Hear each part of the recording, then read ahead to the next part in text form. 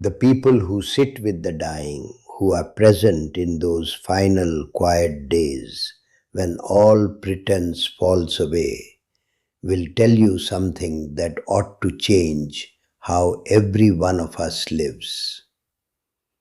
In those last hours, when a person can no longer lie to themselves, not one of them, not a single one, ever wishes they had chased more money or won more arguments or spent more time worrying about what the neighbors thought. That is not what haunts a dying person. And yet those are the very things that most of us pour our precious remaining years into, right up until the end, as though we had forgotten that the days of a life are the one currency that can never be earned back once it is spent. Tonight I want to name 5 things that will quietly steal your final years if you let them. 5 things that not one person has ever, on their deathbed, been glad they gave their life to. And I want you to hear them now, while there is still time to choose differently. Let me first say why this matters more in these years than in any that came before. When you are young, you can afford to waste time, or at least you believe you can, because the future stretches out ahead of you like an ocean with no far shore. You can spend a decade on the wrong pursuit and still tell yourself there will be time to correct it. But you are past the age of that illusion now. And I do not say this to frighten you, I say it to free you, because the shortness of what remains is exactly what makes it precious, and precious things deserve to be spent with care. A wise person nearing the end does not become reckless with their days. They become exquisitely deliberate, like someone with a small amount of money left who suddenly grows very clear about what is truly worth buying. Your remaining years are that money, and these 5 things are the swindlers standing at the door, ready to take it from you in exchange for nothing at all. The first thief is the endless chase for more. More money, more possessions, more security, more of everything. Long past the point where any of it could improve a single day of your actual life. This one has a terrible grip on people precisely because it masquerades as responsibility. You tell yourself you are being prudent, providing, preparing, but somewhere in these years the truth must be faced. You cannot take any of it with you. Not one coin, not one possession, not one number in any account will cross the threshold with you when you go.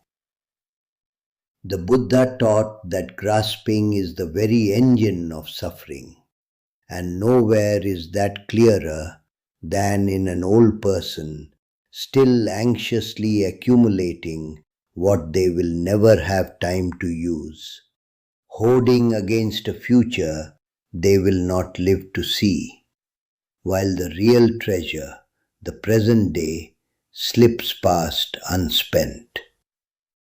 I am not telling you to be careless with what you have. I am telling you that beyond the point of enough, every hour you spend chasing more is an hour stolen from the only wealth that matters now, which is time and peace and presence.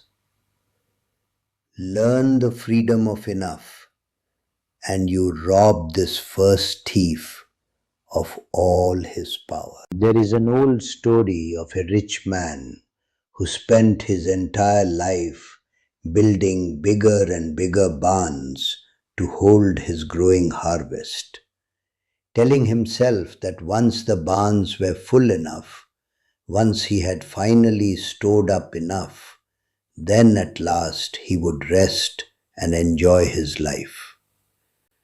And the night he finished the greatest barn of all, satisfied that he was now secure, his life was required of him, and all that he had hoarded passed to others who had not earned it, and he had never lived a single one of the days he kept promising himself. The point of that story is not that wealth is evil. The point is that a person can spend their whole life preparing to live and never actually live, forever building the barn, forever postponing the rest until the barn is full and the life is empty and the time is gone. Do not be the builder of endless barns in your final years. You have stored up enough. The harvest is already in. Now at last, sit down at the table and eat. The second thief is the opinion of other people. For your whole life you have carried them, the invisible crowd, whose approval you sought, whose judgment you feared, whose imagined disappointment shaped 1,000 choices you might otherwise have made differently. And here, in these years, is the great absurdity of it. Most of those people were never thinking about you at all. They were far too busy worrying about what you and everyone else thought of them. The entire exhausting performance was a hall of mirrors, each person anxiously arranging themselves for an audience that was equally anxious and equally distracted. To spend your final years still trapped in that performance, still shrinking yourself to fit other people's comfort, still measuring your worth by glances and murmurs, is one of the saddest wastes there is. You have earned by now the right to simply be who you are. Let them think what they think. Their opinions will not sit with you in your final hour, and they cannot pay back a single one of the days you spent appeasing them. Set down the crowd. The freedom on the other side of that surrender is enormous. The third thief is regret, the slow and constant replaying of a past you cannot change. This one is perhaps the most understandable and the most merciless. As the years accumulate, so do the roads not taken, the mistakes, the things said and unsaid, the whole vast catalogue of what might have been.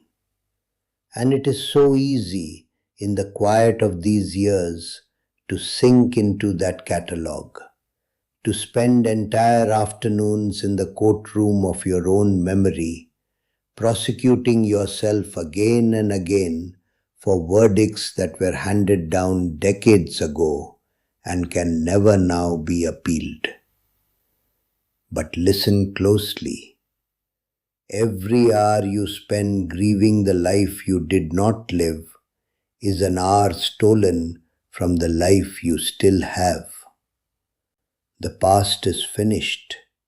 It cannot be edited, only carried, and you get to choose how heavily. The teachings do not ask you to pretend the past did not hurt. They ask you to stop living inside it, to let it be a place you visit briefly and learn from, rather than a house you move back into. You did the best you could with who you were at the time.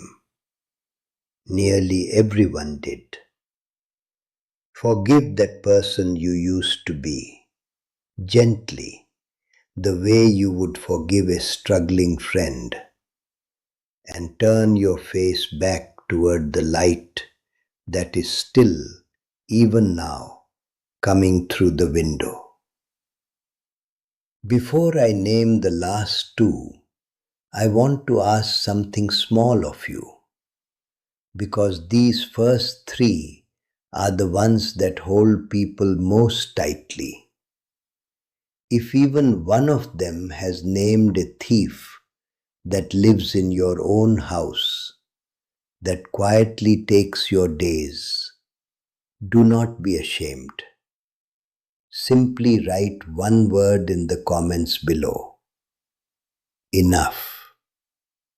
Let it be your declaration that you see the thief now and that you are ready to stop paying him. And look, as you do, at how many others are writing the same word beside you tonight. Because the truth is that almost no one escapes these entirely.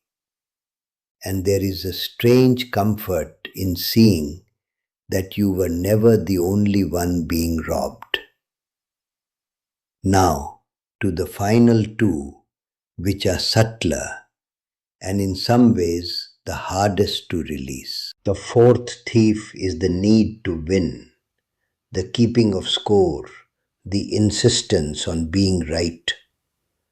Somewhere in a long life, we all accumulate a ledger of grievances and rivalries, of arguments we are determined to win someday, of people we are waiting to be proven right about, of the last word we are still, after all these years, holding in reserve. And this ledger feels important. It feels like justice, like dignity, like standing up for ourselves. But look at it honestly in the light of these years. What does it actually cost you to win an old argument, to be finally proven right, to have the last word in a quarrel that began before your grandchildren were born? It costs you your peace, which is the only thing you cannot afford to lose now.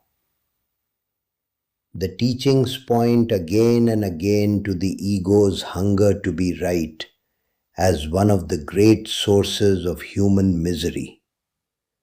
And in old age, that hunger becomes pure waste, a fire that burns your remaining days to warm nothing but pride. The wise learn at last to let others be right, to lose the argument and keep the peace, to close the ledger unsettled, not because justice does not matter, but because your serenity matters more, and because you have finally understood that being at peace is a far greater victory than being proven correct. Lay down the need to win, and you reclaim an astonishing amount of the energy you have been spending on a war that was never worth fighting. And the fifth thief, the quietest and most constant of them all, is worry about a future that has not come and a death you cannot control. This is the thief who works while you sleep, who colors your mornings grey before the day has even begun, who fills the present moment with the imagined shapes of things that may never happen. The fear of decline, the fear of dependence, the fear of the end itself, circling closer now, harder to push away than it was in youth. And here is the cruelty of this thief. All that worry does not add a single hour to your life or prevent a single hard thing from coming. It only ruins the good hours you actually have, spending the peace of a perfectly fine present on the rent for a future that has not arrived and may look nothing like your fears. The one who has made their peace with impermanence, who has accepted gently that this life will end as all lives end, is set free from this thief entirely. Not because they have stopped caring about their fate, but because they have stopped letting the shadow of tomorrow fall across the light of today.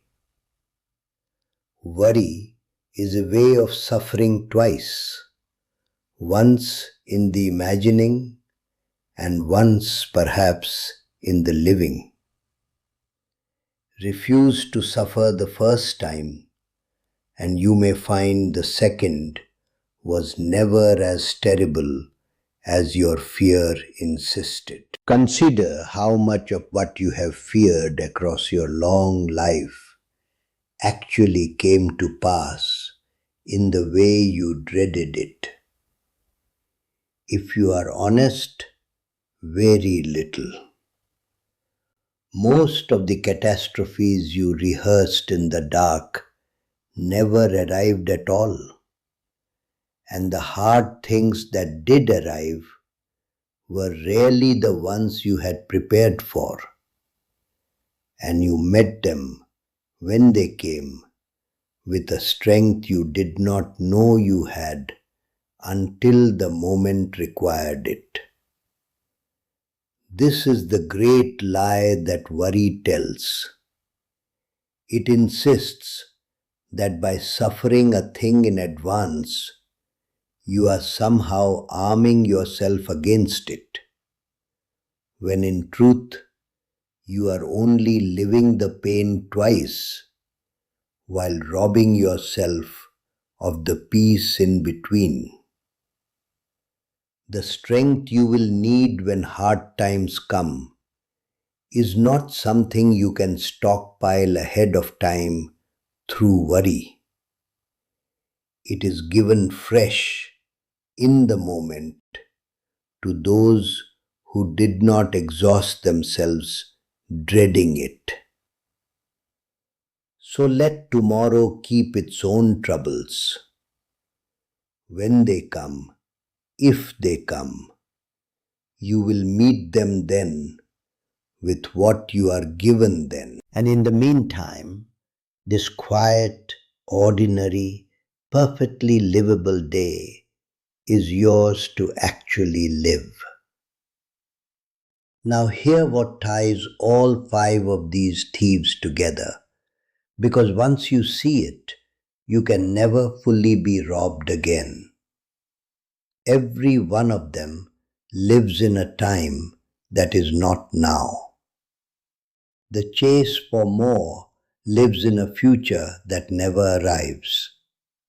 The opinions of others live in the imagined judgments of people who are elsewhere.